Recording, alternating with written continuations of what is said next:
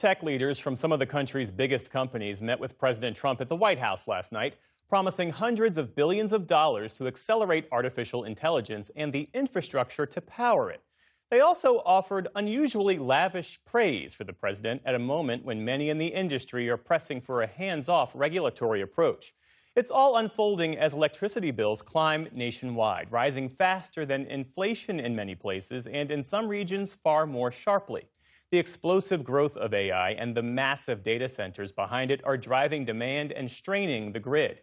To explain how this hits consumers and what can be done about it, I spoke earlier with Ari Pesco, director of the Electricity Law Initiative at Harvard Law School. So electricity prices are surging nationwide. To what extent is the rapid expansion of AI and those data centers driving up those costs? So the rise of these industrial scale computing facilities that are needed for AI and other internet applications is certainly one of the factors driving up prices. And I think there's a chance that AI is going to drive our bills even higher in the future. And there's a couple of reasons for that. One is that these facilities are using so much energy that utilities are building billions of dollars of infrastructure to support them and spreading those costs to all of us. And the second reason is that there are energy markets where utilities buy their power. And because demand from these AI energy centers is booming, it's driving up prices. And we're all paying those higher prices. And some regions are getting hit harder than others. The nationwide average increase is around 6% compared to as high as 14% in places like New Jersey and New York. What explains those disparities? Well, a lot of our electricity bill increases are due to decisions being made by your local utility. 3 out of 4 Americans receive electricity service from a for-profit company that makes money by investing in infrastructure such as power lines and other related assets. And so a lot of utilities have been replacing power lines on their aging systems and investing in new infrastructure, and that's been driving up bills. But different utilities are making different investment decisions, and that explains some of the disparity around the country.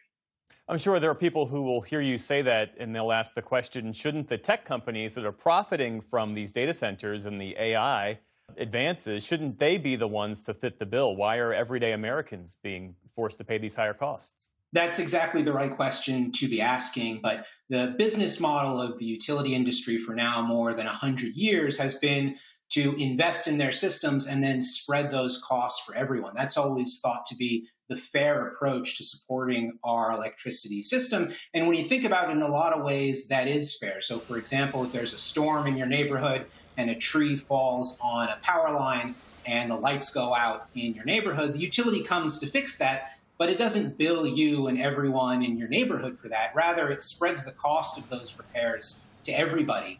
And that, is seen to be fair because certainly you did nothing wrong when that tree falls down. And so that idea of spreading costs through everyone, of when the utility needs to expand the system, it doesn't just charge the new residences or new businesses that are joining the system, but again, it spreads those costs to everyone.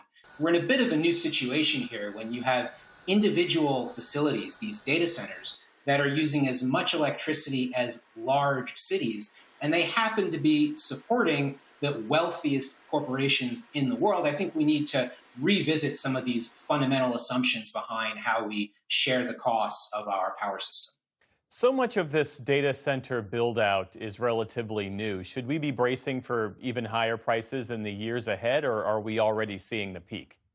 I think it's certainly possible that the costs of this data center expansion are going to increase for everyone. And that's because data centers have been part of the backbone of our internet for some time now, but the size of these facilities has just so vastly expanded since the introduction of ChatGPT just a few years ago really kicked off this wave of, again, these city-sized data centers that we've never seen before, and many of them are still in development. And so the costs of all the infrastructure and energy associated with them really haven't hit our bills just yet.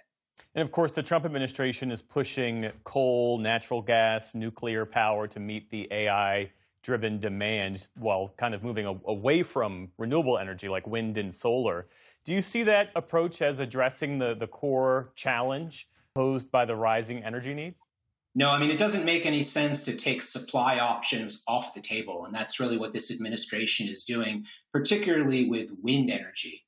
We really need every option we can to boost the amount of electricity if we're going to power these new computing facilities. And as I said, demand is rising, and that's causing prices to go up in many markets around the country. When demand goes up, you want to increase supply as well. And under basic economics, that's going to even out some of the prices. But it doesn't make any sense what they're doing. So higher bills are here to stay? That's certainly the trend that we're seeing right now. And all the trend lines are unfortunately pointing in the wrong direction for consumers. So it would be nice to see, again, let's put more supply options on the table that'll help alleviate some of the stress we're seeing. And in addition, we have to be able to get more juice out of our current system. We have to have the utility industry operate it more efficiently. So rather than just building more and more and more, we're actually able to use what we have in a more efficient, cost-effective manner. Ari Pesco, director of the Electricity Law Initiative at Harvard Law School. Great to speak with you. Thank you. Thanks so much.